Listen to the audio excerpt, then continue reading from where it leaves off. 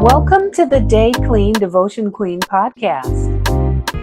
Our podcast episodes breathe life into selected themes from the DDQ Meditation Journal. Hosted by our founder, Najma Thomas, we engage in heartfelt discussions with a diverse roster of inspirational Queen sisters.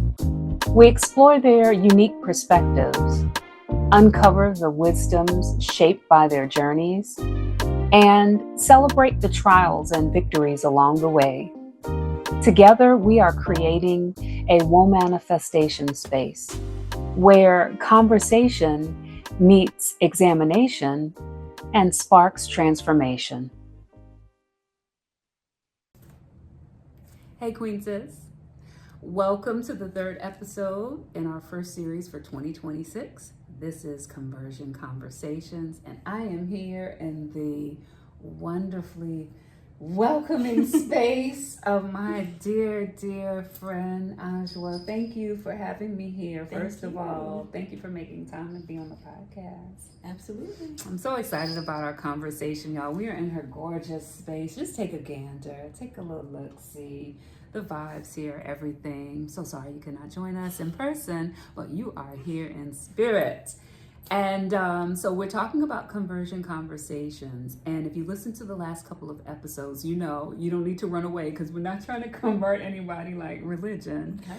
We are talking about conversion as in changing direction with intention.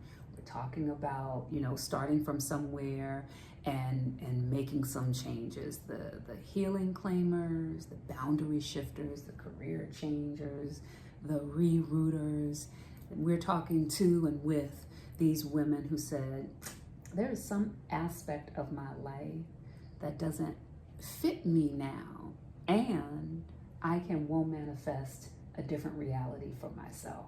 So all season long, we've been talking to these amazing shapeshifters, these alchemists, and I just have the pleasure of sharing the mic with today's featured guest, Ajua Hawkins, Esquire. Ajua A. Hawkins, Esquire.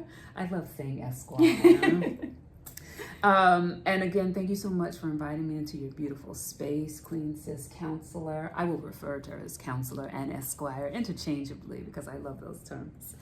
And I want to give the good people just a little bit of background. Ajua was born here in the South Carolina Low Country, Charleston. Mm-hmm. And she was raised here in beautiful Low Country, graduated from Beaufort High School, class of 96. Mm-hmm. So we are classmates. Yes, we are. Okay. How does it feel to be an eagle? She graduated from Tufts University, University of London, and Howard University School of Law. So we are talking with a well-versed professional here and just an awesome person as well. Ajua began her career practicing finance and corporate law in New York and London. She went on to operate her own small business in Pennsylvania, later served as an assistant solicitor for the 14th Circuit in South Carolina. So she is back home with us, where I argue she belongs. Ajua prides herself on being upfront, diligent, and kind to those she works for and with. And it really does shows in her current role as a public defender and in her role as a private practicing attorney with Integrity Law Firm. And I have had the benefit of her legalese, and I must say it was the least lawyer-like experience. It wasn't all yes. It was more, I see you, I hear you, I have the expertise to help you kind of thing. So we're going to get into what I'm saying is, first of all, she's got the credentials, okay, and the experience to back it up, but also she is a change agent. You have made a lot of changes in your life, so that's kind of, and we chatted up from time to time, but I really haven't had an opportunity to sort of get into some of these questions with you. So I've witnessed a lot of your moves, but I really am delighted to be able to get forward to knowing you a little bit more in this season. Like, so we're introducing ourselves to Ajua. I'm going to start with my opening questions. Okay. The same opening question I ask all of our wonderful Queen sisters. What's your day clean routine? How do you get your day started, Ajua? Yes. So I am a person who really needs routine because if I don't have it, I am very chaotic. I will forget what I'm doing and I'll be all over the place. So I basically do the same thing every morning, and I also have a nighttime routine. But my morning routine is that, so you see this, I have this square table, you all can't see it, but it has some different candles and incense and different things, and I basically do my morning meditation there. Okay. And I anoint myself in the morning. I journal there. I usually make myself tea before I sit down. I wait for my son to go to school so I can concentrate. And I also go over my calendar and my to-do list. My mom has been giving us to-do lists ever since I was a little kid, and she would leave us at home and we had to do everything on that list before she got home. So that's what I've incorporated into my own life. And it just keeps me, you know, so I know what I need to do for the day. I know I'm not going to miss any appointments because I am very kind of flighty, all over the place type of person. So I have like a lot of mechanisms in place to ensure that, you know, I get everything done that I need to get done with all the different hats that I'm wearing. And I think just lastly, and just really important for me, also because I'm very impulsive, I look at all of my accounts in the morning and I write down what's in each account, how much cash I have, and then I go through my expenses from the day, because I will spend money and not think about it. So I make myself, as much as I hate doing that sort of thing, I make myself, so that's a part of my morning routine as well. And if I have court, then I'll do it when I get home. So so that's another thing that I want to mention, because I think it's really important that we're looking at our finances. And I know for a lot of us that can be difficult, especially those of us who love to shop. So that's something that I do to, you know, make myself responsible for. So I've had the pleasure of listening to a lot of people talk about their day clean routine. This is the first time I've heard someone say, I look at my accounts. And one of the things I try to remind myself is that health is physical, emotional, spiritual, and financial. So it's like a health check-in. You are checking in with your financial status to make sure things are where all of the balances are where they need to be, and kind of clock check in. It's like, okay, this is what if you do a little bit of spending, this is it. That is so brilliant. I'm going to have to incorporate that into my I love that. Yeah. And I'm a list person. Love it. I know, me too. And I've been using your calendar. So I have a daily calendar that when I worked at this law firm, they gave all of us to use. And so I still use it because it's very good for just throwing in my bag. So that's a daily calendar too. So I put every single thing, I put my to-do list in the calendar. But now that I'm using your journal, I put all of my like personal goals in that one as a to-do list. And then I have my daily one that I carry around as my work to-do list.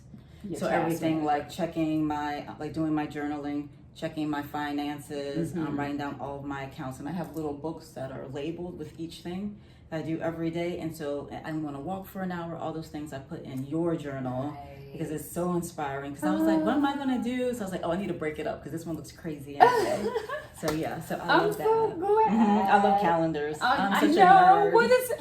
I just bought 2 calendars, 2 more calendars. You are not. And listen, you know, these are your people. We are people because for a planner, I love it. Listen, I feel so together when I know what I'm supposed to do. And that's how you're successful. Because how are you going to get things done? How are you going to get to your goal if you don't plan every day? It's all the little steps. So if you don't do it, did y'all hear? It's all the little steps. That's the thing. It's not the big thing. It's never the big thing. Yeah. It's all the little steps, all the little tiny decisions that you make, all the little things the choices that you make every day, and you can chart that out. Exactly. When I realized that about my life, that I could like chart out, I was like, I am magic. I will change my entire reality. It's so true. And you just have to have the patience to do it, because that's what I realized I was messing up in life, because I never had the patience to keep going through it over and over again, because I'm looking for perfection and it's not perfect yet. So then I give up and I start over again. But I'm like, it takes 5, 10, 15. it can take a long time to really become an expert, or, to write the book, whatever it is that you're doing. Yes. But it's like not giving up. And I didn't realize that. So I had like a lot of starts and stops. Yeah. Because it's like, oh, if you do the same thing every day, like you're going to have, if you work out every day or walk every day, you are going to be healthy and fit. But you just it has to be the same routine every single day. You have to be really disciplined. Consistency and discipline. And I like how you said, you can't give up just because it wasn't perfect, or you can't give up. I'm learning this time around in this season, I can't give up just because I didn't get the goal that was on the vision board for last year. Oh yes. Like, you don't just throw that away. What you do is you bring it forward for this year and you adjust. And you keep going until you get it. I take my stuff out, but you see I have Post-its in my bathroom, right? So this bathroom is okay. You know what? I didn't want to leave the bathroom. I'm just gonna hang in here for a minute, but I have to come to the podcast to chill when my son is talking my ear off. Aww. But anyway, so I use the Post-it. So at the end of the year, I take them off and then I go through them, and the ones I didn't get to, or the ones I'm still doing, I put them back up. And then these ones, it's like, I don't know, it's kind of like a ritual where, these are just, going into the trash, like going into the crossroads, and I've got that done. Or I've been doing it for so long, I don't need the Post-it anymore because I do it naturally. Nice. So yeah. I love the tools. Oh, this is wonderful. Okay. So that I just really appreciate that addition to my routine, incorporating it tomorrow. Because it's something that I hate, and I'm like, the things that I really don't like, I have to do them in the morning and make it fun. So then I have a little notebook, my stickers and everything, so that when I look, and so now it's a fun part because I feel like we have to do the things that we're scared of, and I'm like scared of financing. Like I don't want to look at my bank account. You don't. I'll just keep spending. So now I'm like, okay, and I spend less because I know every day how much I have in my accounts. Y'all didn't know we were gonna get like financial management tips. So I did not realize it. You're welcome. You're welcome, QueenSiS. You are so welcome. Thank you for that. So, Ajua, you've held many personal and professional leadership roles. Okay, so we're talking with a boss here. Mother, private attorney, public defender, creator, all of the things. But you've made some changes recently. So when people meet you, who are they meeting now? Who are you now? Who am I now? I think that, so I'm not good with roles, like with titles. Yeah. So I think, it would be hard for me to say I'm one thing, and especially with being a mother and being a lawyer, those two things, it took me a long time to kind of integrate into my personality. Like I'm just now my son is 10, and I'm just now getting the hang of being a mom. Like this is a really crazy thing, and also being a lawyer. So my degree is up here. Which one is it? This one at the top. And if you can see, it is, sorry guys. That's okay, we're looking. It has a wrinkle in it because it was literally I see right here, balled up in a plastic container, like in the basement or somewhere, because I didn't think I was ever going to be a lawyer again. So I was an attorney for maybe about 7 years in New York and in Pennsylvania. And then after that, when I started running my business, I really stopped practicing. Okay. And I started again when I moved back down south. Right. So that was a huge change because I'm going from basically, I had like a tea and spiritual shop. Yes. So I'm going from running that heirloom to being an attorney again. So I got this framed and got your degree out of the plastic bin, dusted it off. It's like, I think I'll pick up this again. Yeah, I need to make some money. Yeah. So I said, I'm going to go back and do this. And I wanted to go back and do something that I really wanted to do because I never wanted to be a corporate attorney. I got completely sucked into that. And when I was in law school, I wanted to be I wanted to be a public defender. Okay. But I am extremely shy. I know it seems like that now, but I'm naturally extremely shy. And I do not like speaking in front of people. And I was too scared. Do y'all hear the words that are coming out of her mouth? I was so scared. I never spoke in school. The teacher just knew I was a good student because of my test, but I never even spoke in class. And I had such a fear of it, and so I just couldn't bring myself to do it. So and then working a corporate job, you're just at a desk. You don't really have to speak to anyone, at least not for a while, for many years. They're not letting you speak to anybody. They're not letting you speak to Goldman Sachs. Push those papers, push those papers. Yeah, that's it. You're just a glorified secretary. Oh my gosh. So you get paid a lot for it. So having been a small business owner, I had to keep presenting my products over and over again. And I would do all these outside marketing events. Oh, so I got used to speaking to people. So when I moved back down to South Carolina, I had to take the bar again because South Carolina doesn't just allow you to come in and practice. You have to go South Cat. Yeah, you have to retake the bar if you're an attorney coming from a different state. And so where was I? Totally lost track. You had to get barred here. So I had to get South barred Carolina. again. So I said, since I'm starting over again, right, let me go ahead and do the criminal law. So that's when I applied for the 14th Circuit. And I remember when you were prepping for the bar here in South Carolina. Oh my gosh, yeah. It's terrible taking the bar after being out of school for 15 years. And then, going but into you bossed it. Mm-hmm. Yeah. Because half the people who got out of school didn't pass it, but yeah. Oh. So yeah, but I just think of myself still in that eclectic way, but I had to really change to fit into the culture here, moving from Philadelphia back home. Mm-hmm. So that has been a big adjustment, but I don't know. I think when people meet me, I can tell they still feel that same person. I'm pretty much have always been the same person, like ever since I was younger. It's just living away from home just took the fear away from me to be able to be that person. That person. Uh-huh. Yeah. That's wonderful. That I'm glad that, well, first of all, I'm glad you had the heirloom. Because I was a customer and I enjoyed it. It was wonderful. I love it. But I'm also glad that you found your way back to the law because we need you. Mm-hmm. And you have crafted the kind of attorney you wanted to be. Like exactly. You realized you didn't have to be stuck in that corporate model. Like you could be who you could Absolutely. be your full self and be the attorney too. Yes, exactly. So we love that for you. Mm-hmm. Thank you. So you said this. You said I left home and that kind of opened up my ability to do this thing, to present myself in these ways. What did leaving home teach you? Talk to us about that a little bit more. What was different? You just realize how much you don't know about the world and all the possibilities, and what you just said about being yourself. Because when you're from a small town like ours, you think that's, the whole existence. Yeah. And especially when we grew up, now the population is different, but the population was pretty split. Right? It was pretty split, or it was more, it's a lot different it's now. Much different now. So it was so crazy leaving and being like in an all white space, because there'd always been, I don't know. So anyway, although I did go to a lot of schools where I was the only black person in the class. Yeah. So I did go through that down here. But it's just that when you leave, especially when you go to college, you're like, oh, I could have, ice cream for breakfast. Because you realize you can do anything. And then when I went and studied abroad and I saw how people live there, like some people didn't have TVs. And I'm like, oh, you don't have to have a TV in your house. People would just have conversations. Or they would just live in so many different ways that it just really blew my mind open. Even here when I came back home, I felt like everyone has the big brick houses.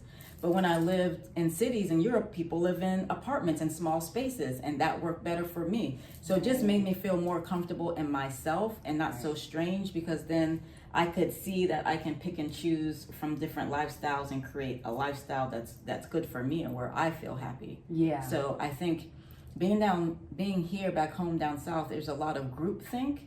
Yes. So it was nice to go away and realize, okay, there are other people who think the way that I think. And then, it's been a little bit of an adjustment coming back home, but still now I'm strong enough to be able to be myself.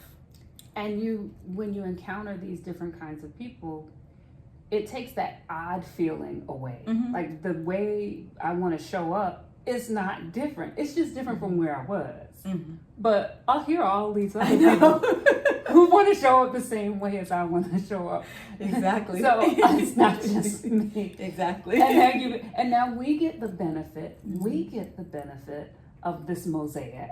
Yes. Right? I love it. Because you brought that back and like, no, this is all of this and I'm here. Yes. And we're like, thank you, because we appreciate all of the pieces, all of the things that you bring not only do we value it, it's necessary. Like we need. Oh yeah, we need it right? for the longevity of the community, We for do. people to bring outside ideas in so we can continue to grow. Yeah. You know, and when I come home, a lot of people are like, why are you back home? Why would you come here? Why? I'm like, first of all, it's paradise here. It's gorgeous. And also, like, these are my people. Why would now? Should I go help Goldman Sachs make more money? That part. I don't understand that. But then you're proud of me. But when you come home and you try to help people, like, oh, I guess you're lost in life. Why would you come home? No, because ancestors told me to come home to come help. Because it's home. Yeah, it's home. It's home. It's a place where I feel most comfortable being. And isn't that funny that I did not feel comfortable here as a young person. No, me either. I did not feel Me comfortable. either. I felt so out of I place. felt ostracized. Yes. I was not. Wow. And I wrote in my little diary, and Miss who used to make us write in English class, and Miss I wrote. Tuttle? I think it was Miss Tuttle. I think it was Miss Tuttle. Miss Tuttle, if you're listening, I don't know that you would be listening, but I think it was Miss Tuttle. I wrote in that little journal, I'm never coming back to this one horse dusty town. I Right. hate it here. I'm never coming back because I felt so Absolutely. And now there's nowhere else I would rather be. Yeah. I'm like, I love it here. I absolutely am so happy. It's the best move I ever made to come back home. Oh, that's wonderful. But I came back a full person. Mm-hmm. I came back. You gotta be strong. You gotta be very strong. You have to be. These folk down here. That's why I'm so happy I went through corporate America, because that's about as cutthroat as you get. So I really don't care anymore. Do you understand what I had to deal with up there? Are you kidding me, honey? I'm fine. It's okay. Yeah. No, I don't this is care. the life I'm living. Yes. I don't need you to You love can it. take it or leave it. It's cool. I still love you, but this is me. Mhm. And I'm staying home. And I'm not going in. And there's nothing you can do There's about nothing it. you can do. That's the part that makes them mad. It's all here, and you're going to see me at the post office. Oh my goodness, we've devolved. Come bring it back, Nashma. Bring it back for the community. Oh gosh. Okay. I'm not even going to apologize for all this good time, y'all. Okay, I'm not apologizing for this good time. What has, and you riffed on this already a little bit, but how has your journey through different legal spaces taught you about who the law is supposed to serve? Oh, okay. Well, that's easy. The law, Yeah. the law serves who wrote the law. Mm. So you look at the people who, it's like a contract, you know. If somebody gives you a contract, that means the person who wrote the contract has the upper hand. You're signing the contract. I think, well, I don't know, when I was naive, I'm thinking that the contract is fair. Fair and balanced. I think it's just balanced. I'm like, oh, why would you give me? But obviously, if you're the person drafting the contract, you're going to draft it in the favor of your client. Mm-hmm. So it behooves the other person to read your contract. Reading is fundamental. Yes, to see what they've put in there that might be against your interest, that you can say, hey, I don't like that part. Can we talk about it? Yeah. Right? So the person who, and especially in South Carolina, the laws are so draconian. And people always ask me to say, oh, well, you practice in other places. Like, is it like this? And I did corporate law, so I can't compare it to criminal law. But just being down here and seeing like the heavy penalties for the crimes, I had someone say, well, I had safe cracking in North Carolina. It was like a misdemeanor. And I mean, that's what he told me. I didn't look it up. And then he said, but here, like, there's a felony charge. And I'm like, yeah. But I mean, even I know with the divorce laws, there's also, and maybe even the landlord and tenant laws, because I know up north they are written in favor of the tenants. The tenant has a lot more. Mm-hmm. Yeah. Mm-hmm. So there's a lot of interesting things down here, but you know, we live in a very archaic place. No, we move slow here, huh? Mm-hmm. I love how you use your social media platform to educate people about the law in a way that is very accessible. Okay. It's very, it's like, listen, this is what you need to know about what's happening here. I'm not giving you legal advice, but, and I wanted to ask you, what compelled you to become such a public facing voice? Because just because you're an attorney doesn't mean you have to share that kind of, be that kind of support online. What made you decide to do that? I think naturally I'm a teacher. Okay. I like to explain things to people, and I know a lot was not explained to me growing up. So I like for people to understand what's going on, and also I realized that a lot of so I do criminal defense work. A lot of my clients, they don't really understand the law, I mean, obviously a lot of people do. Like if you're selling drugs, clearly you get caught, that's going to be a problem. But there's a lot of things where they don't realize how much time they're going to get, how severe it is, and then all of these other things that may come along with a penalty. I mean, besides like being a fine, you might have to, be on the DNA database. You might be on the child abuse registry, sex abuse registry. There's just certain things where they just might not see the fallout and the consequences of what they're doing. Yeah. And right now it's very interesting. So a lot of people end up in criminal court because they've been stopped by the police, and then in some way their car gets searched. So either they may smell marijuana and that gives them probable cause, but the crazy part before that even happens are all the reasons they stop your car in the first place. So for instance, if you roll over that white line when you're turning out of Church's Chicken or wherever, they can pull you over. For rolling over the white line? Yes. And they will give you a ticket, and then they'll say, "Oh, I see an open container," or "I smell marijuana," or For you're rolling acting over very the suspicious. white line? Yes, that has been the most shocking thing. Is me seeing. I can't get over. I'm so Listen, sorry. Well, you're probably not, and they're targeting certain areas. I was about to say I roll over the white line. I'm always rolling over. Well, no, I'm trying not to. Oh my man, I also will see- be paying more close attention. Yes. Y'all pay attention to the white line. Don't roll over the white line. Oh my gosh. Or I had one where they didn't put the indicator on soon enough. They put it was before after the 300 feet or something like that, and they pulled the person over. Or if your tag light, I got stopped because I had a Howard Law, the casing. Shout out to Ajua. Yes, the casing around my my license plate, and that was a reason to stop. So you have the light on it? No. It wasn't about the light. Although that's another reason that they'll stop you too. They'll say that your light's not working. Although not all the cars have that tag light. But I had the Howard Law frame around my license. And it was covering too much of the license. That's what they said. So I guess it was, so I got stopped. So you have to be careful about getting stopped. But it's not only that, if you just gotta be careful. Yeah. Because once they've stopped you, They can. and they'll normally stop somebody in a high drug traffic area, and they're targeting people. Yeah. So, Yeah. and people get very upset because of why they got stopped. But if you have something in your car, or you're doing something else illegal once They you've can been do stopped, it. but they're definitely, Well, there's you're a doing, lot of reasons. You're doing a public service kind of informing because I would never folks, know right? that. I don't know these things either. When were we gonna know it? After you got stopped? That's when you're gonna know find it. it. Because you're in ignorance court. of the law is no defense. Exactly. I do know that. Yes, a lot of people don't know that part either. Jeez, I had someone disabused me of that notion. I was like, well, I didn't know, so obviously I can't follow this law that I don't know. They're like, Yeah, that don't work. It's like the first day of law school. So am I supposed to Tell us. sit and read through all of these statutes? I feel so overwhelmed. Oh, thank God. Y'all need to get you a This friend is like Ajua. Oh my goodness. What do you think most people misunderstand about justice? Not just the law, but about how justice works or how it should. Well, I'm going to speak from the criminal law viewpoint. Yeah. Just the fact that they think that they are innocent until proven guilty because they have heard, well, you should be, but that's not how it works. That's been the most shocking thing, I think, working as a criminal defense attorney, Gotcha. is realizing that it takes one person who does not like you to say something. This person, hit me, and saying if the police believe that person and you're arrested and you can't afford bond, you may be sitting there for a very long time. It's really sad. So And a lot of times, certain jurisdictions may not do proper investigation. They may not even ask you what happened. You might say, well, nobody even asked me my side of it. So I think that's the worst part. People will say, they'll be in jail and they'll say, well, I didn't do it. They'll keep saying, well, I'm innocent. So how can I be in jail if I'm innocent? And I'm like, I'm doing everything that I can, but they're not going to just dismiss a case. That's a lot of innocent people. Mm-hmm.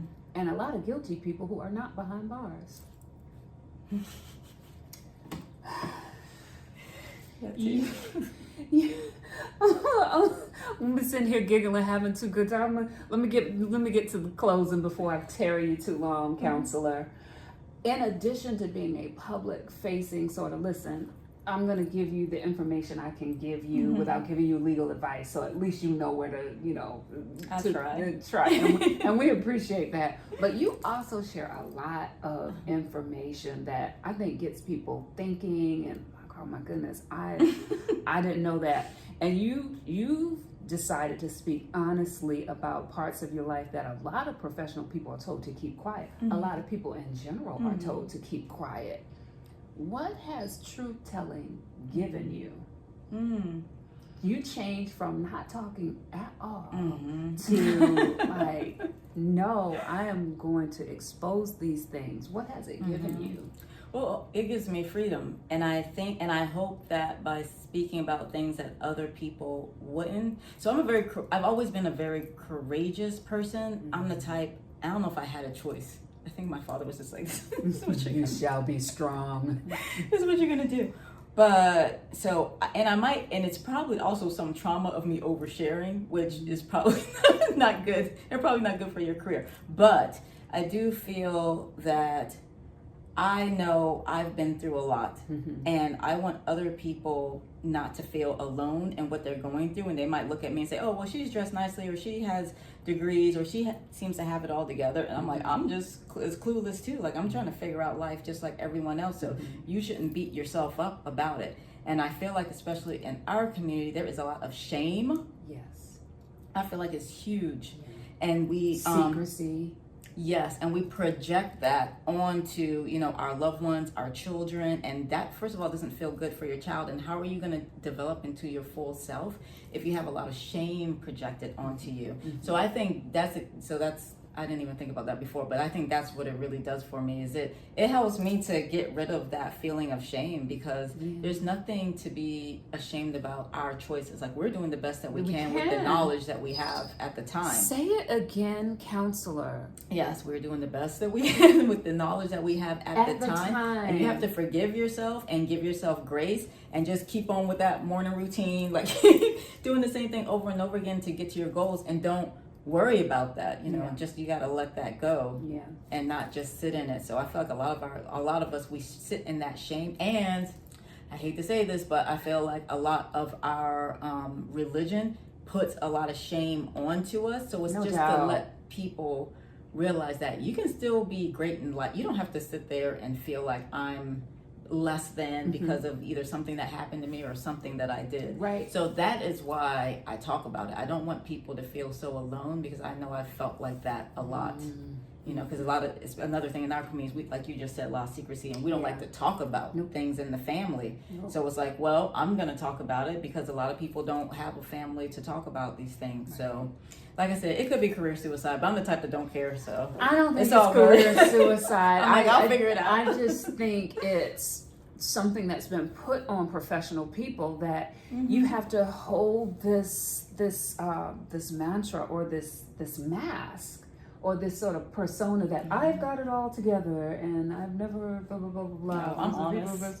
But and I've seen some of the feedback. It's like, thank you, because I wanted to share that, or I went through that too, and it gives people an opportunity to sort of see, you know what? A, I'm not alone, and B, I can have it together and still have some parts of me that are a little apart. Oh, yes. Too. All of those things can be happening at the same time. Thank you very much.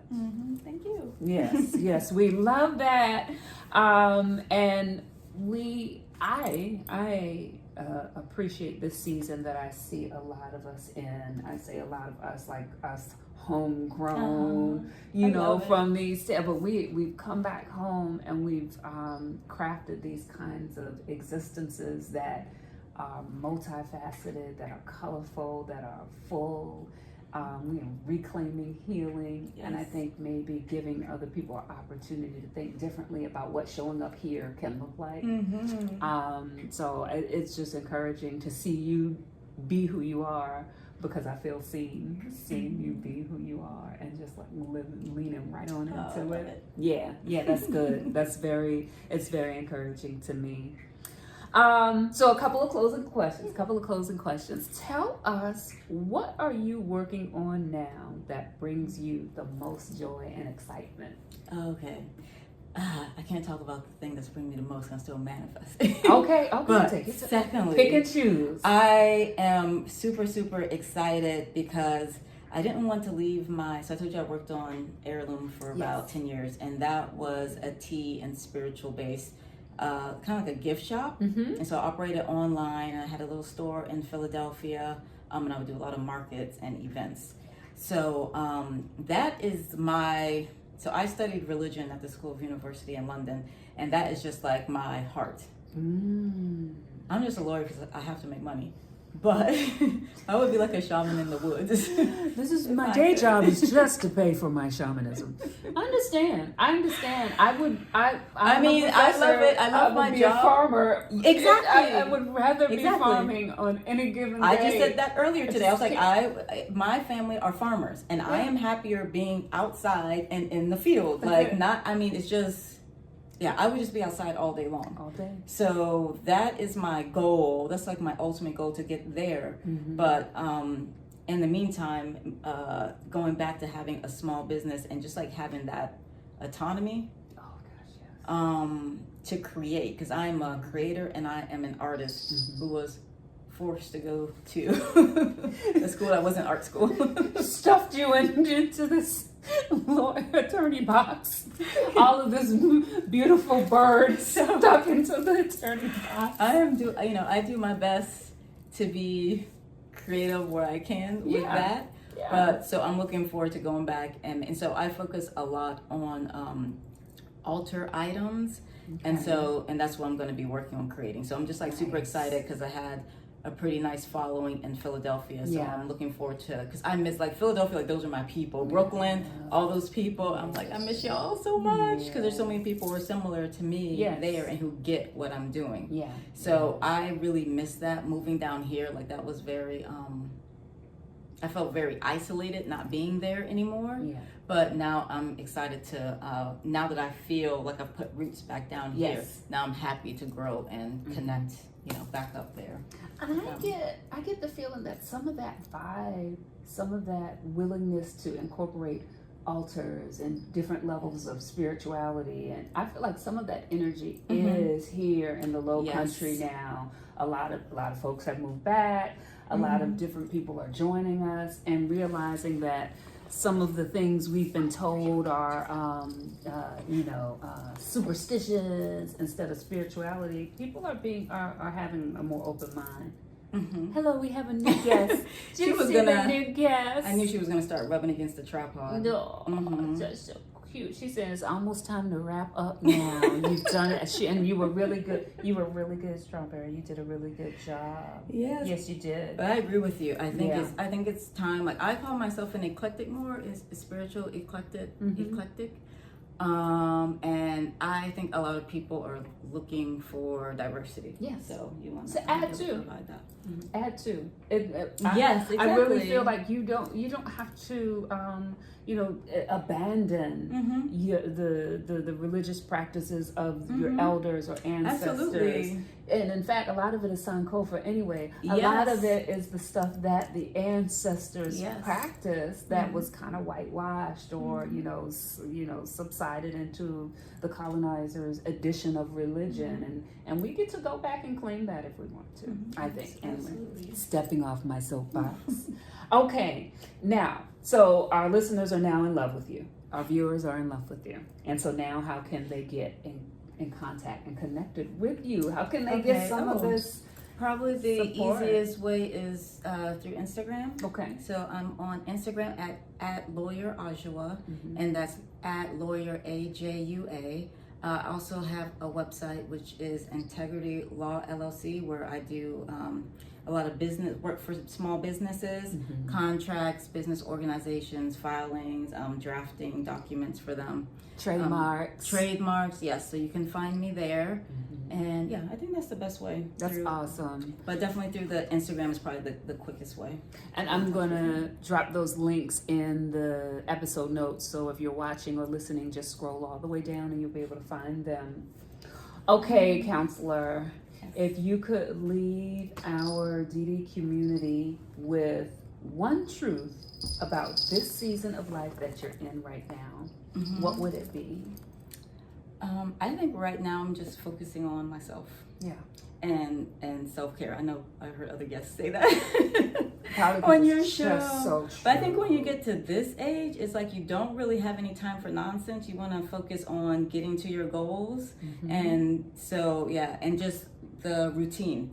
I'm really locked into making sure I'm doing my routine every day. So it's like that bit by bit getting to the place where I want. And you've been so inspirational with that. Just seeing you like complete your books. Yeah.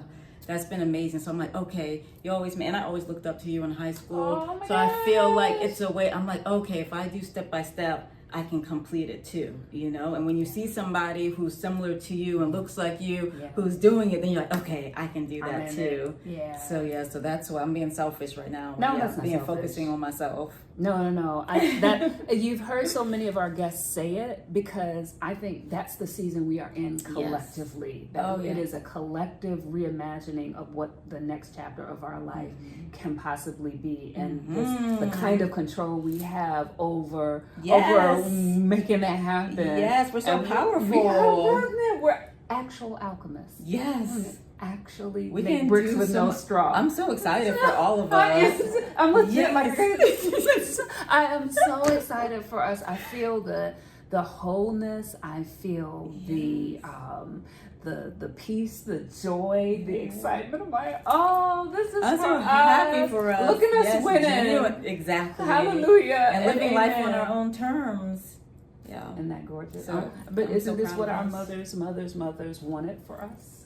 I hope so. I'm guaranteeing you. You think so? I guarantee.